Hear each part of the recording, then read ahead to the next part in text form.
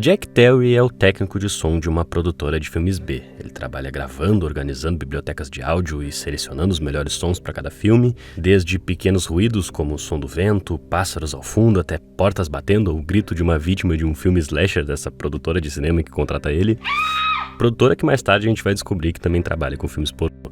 Num certo dia, ele sai à noite para gravar novos desses sons em uma ponte, e assim ele faz, as folhas batendo nas árvores, um casal que conversa por ali, grilos, sapos, uma coruja na árvore ao lado, qualquer coisa que possa ser útil para a montagem dos filmes da produtora.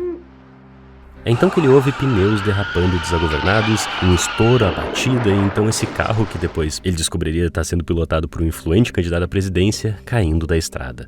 Ele assiste tudo isso de longe, mas principalmente consegue registrar todos os detalhes do acontecimento em seu gravador de som. Junto no carro estava a Sally, a amante desse candidato à presidência, que o Jack consegue salvar de se afogar junto no acidente.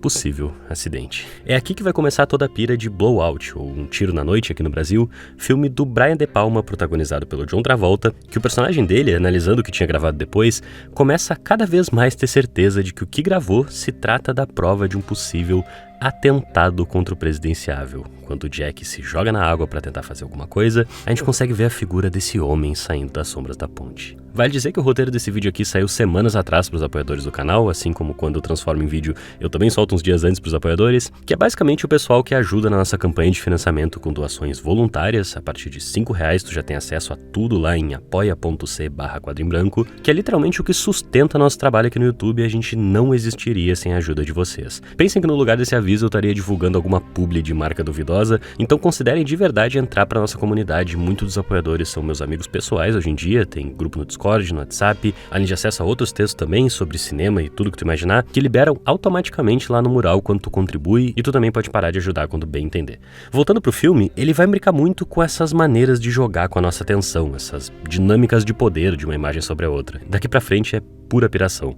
Por exemplo, quando o Jack tenta relembrar depois, enquanto escuta a gravação naquela noite, o olhar já é outro. Se primeiro a gente tinha uma impressão de que o olhar dele controlava a aparelhagem, no sentido de direcionar o captador de som para onde tinha interesse, para o que chamava a atenção dele, aqui já é como se não tivesse outra saída além de seguir o olhar da gravação. E eu tô falando no sentido abstrato aqui mesmo, de uma certa subjetividade daquela narrativa. A gente já não escuta mais as folhas ou grilos ou sapos porque ele apontou o gravador para lá em primeiro lugar, mas é por causa da minuciosa ordem da gravação daqueles sons que a gente percebe que ali existem folhas e grilos e sapos. E então essas imagens vêm na cabeça dele, quase como se aquela coruja tivesse chamado ele para anotar ela. E nessa salada toda de duas visões diferentes do mesmo evento, e durante o filme a gente vai se deparar com várias outras, até pela própria função do Jack enquanto operador de som, que a gente tem toda uma consciência do artesanato por detrás dessas sequências, como se a gente pudesse estar sujeito a qualquer manipulação daquela montagem. Para além do ofício de sair para gravações do mundo, a gente encara a possibilidade daquilo que a gente escuta e entende como verdade ser montado e manipulado. Num certo ponto são publicadas em uma revista fotos daquele acidente, e o filme tem essas longas passagens onde a gente acompanha todo esse artesanato do cinema, não só da captação e da edição desses sons no estúdio, como a série de testes dos melhores gritos para as trecheiras que eles produzem,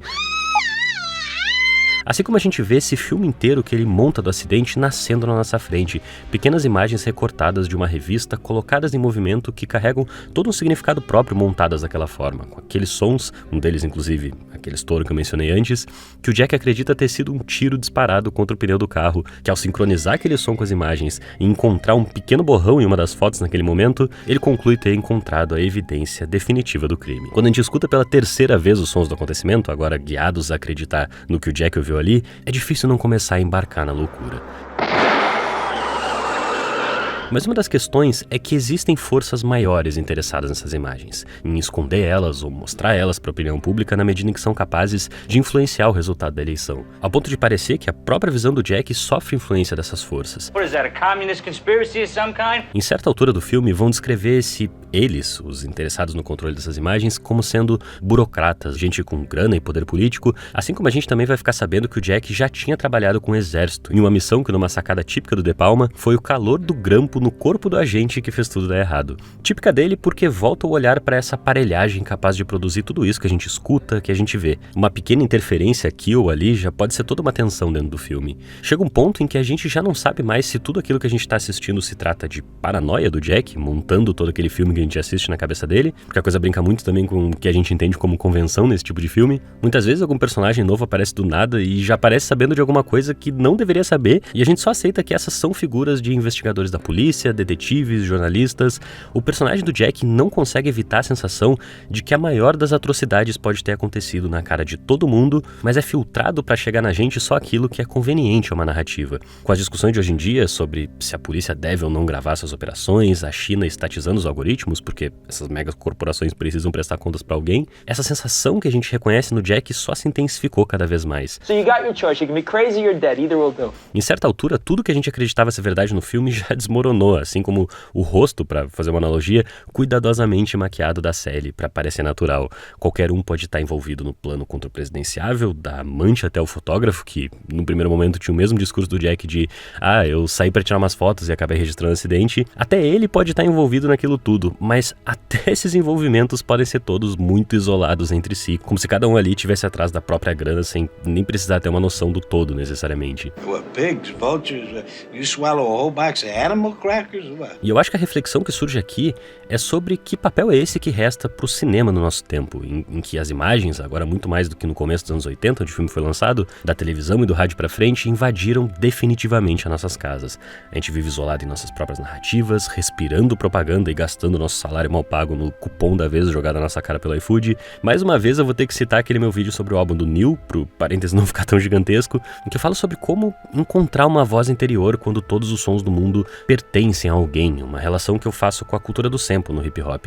Eu tenho mencionado ele o tempo todo porque foi um vídeo que me abriu a cabeça pra muita coisa e com certeza vocês vão conseguir tirar algo dali pra trazer pra essa discussão também, então o vídeo vai estar nos cards aí em cima. O Brian De Palma continuaria fazendo os filmes dele sobre conspiração política até o último dele agora em 2019, Domino. Esse cinema do nosso tempo em toda a sua capacidade de imaginação como se indissociável dessas imagens de controle, conspiração e paranoia. Pro De Palma, resta imaginar a partir dessas imagens, já que são essas as imagens que seduzem nosso olhar com suas hipotéticas verdades. Imagens de acidentes, de crime, de sexo, que ele vai pegar lá no slasher, no giallo e de terrorismo, que ele vai pegar desde drones até do YouTube. Narrativas que só têm qualquer valor na medida em que são transmitidas na rede. Se eu pudesse deixar uma outra recomendação de vídeo, seria esse Sentidos de um Império em Decadência, sobre os zeros e uns do Abel Ferrara e toda a dimensão política dessas imagens de terror. Filme como se fosse verdade, vão dizer no filme. O De Palma vai fazer esse cinema, assim como fez no primeiro Missão Impossível, onde nada exatamente é verdade, onde a gente não tem nada pra se agarrar. Tudo pode ser uma encenação, sempre parece ter alguma coisa escondida no plano, um filme dentro do filme, imagens que nos enganam o tempo todo, que quanto mais o cinema distorce, transforma isso tudo em cinema, mais manipulativas essas imagens se tornam, sobre como toda imagem vem acompanhada de uma narrativa, cinema enquanto ilusão, toda a ferramenta do cinema em função desse espetáculo de encher os olhos.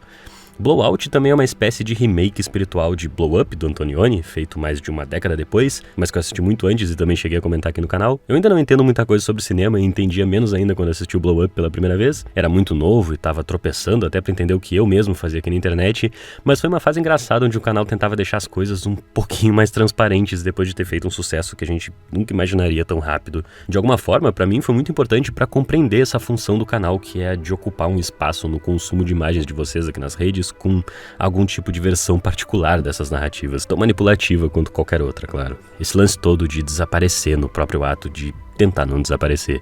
É o grito do ataque a Sally no final do filme, que o Jack consegue gravar, mas não impedir, que é escolhido pra dublar aquela cena do filme slasher que eles vinham produzindo. O melhor deles até então, como se todo o sentido do cinema se desse em produzir essas novas e impressionantes imagens, encontrar novos significados na relação delas, entre a fria figura do Jack, isolada no meio de tudo isso com seus fones de ouvido no fim do filme, e o calor daquele crime abafado pelo som dos fogos de artifício no Dia da Liberdade nos Estados Unidos. Meu nome é Henrique e eu vou deixar aí na tela nossa playlist com os outros vídeos sobre cinema do canal, assim como o botão para se inscrever se tá novo aqui, deixa teu comentário, compartilha para chegar aí mais gente. O tipo de coisa que a gente faz aqui é realmente muito difícil de ver no YouTube, então a gente sempre depende do compartilhamento e do engajamento orgânico de vocês. E cogita dar uma olhada na nossa campanha de financiamento em apoia.c/quadro em branco, também vai estar aí na tela. Chegue aí com a gente para trocar uma ideia e ter acesso ao conteúdo exclusivo. Até!